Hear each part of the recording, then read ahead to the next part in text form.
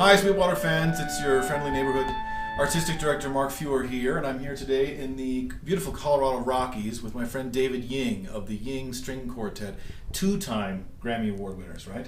Well, thank you for the generosity. Actually, it only has been one. We've been nominated a few times, four times. Well, four times nominated. That'll add up to two. Eventually. Yeah, okay. I like your math, man. So I'm talking to Dave today because, as you know, as a SweetWater fan, we are all about trying to bring music to the community. And while David and his quartet are currently at Eastman in Rochester, New York, where they've been for how many years? Oh, it's coming close to 20 now. Wow, to 20 years. That's not actually where their first residency occurred, and I thought it would be really interesting for our fans to hear a little bit about what they first, the situation they first found themselves in, and how it really helped them grow as a group. David. Well, so when we got out of school and decided to be a professional quartet, this opportunity arose to live in a small farm town in Iowa called Jessup.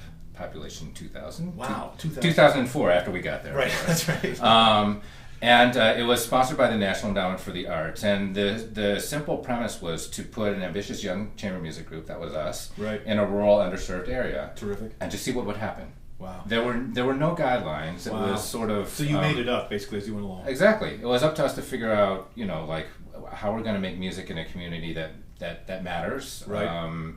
Will they like it? Will they not? Will they react to it?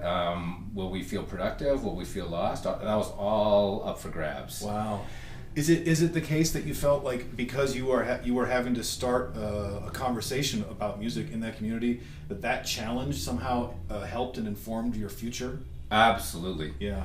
That experience, I would say, even more than music school, as important as our formal training was. Right. I think told us about who we are as musicians, right, our role in society, what our possible usefulness to the world could be. Right. There's a term that I heard years ago, which was social capital, and it was used to kind of get the idea that a community, if you had something artistic inside it, it upped the social capital of the community. Well, that's exactly the thing we learned there. I think we went into it thinking maybe we'll cause some people to really enjoy classical music and right, string quartets. Right. But the much larger, and that I think that happened to an extent too along the way, but I think the much larger thing we learned is that music has the ability to create community, right, to connect people, to give people reasons to interact and be together. Right. Important reasons. Right. I think before we got there, the main things that created community were maybe the school system, high school sports.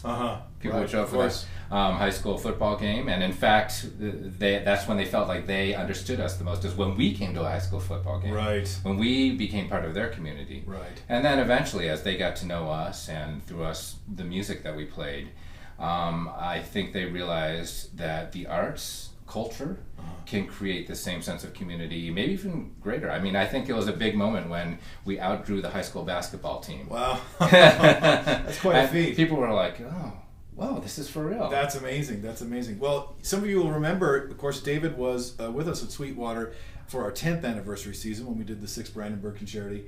And we'll have David back in a future season. But I think it's fair to say that these types of events, where we're really bringing community and music together, there's no way that we can really predict the future of what those experiences bring, but they certainly only seem to bring great things. Absolutely. There's no downside to any of it as an investment. I haven't seen it. Yeah.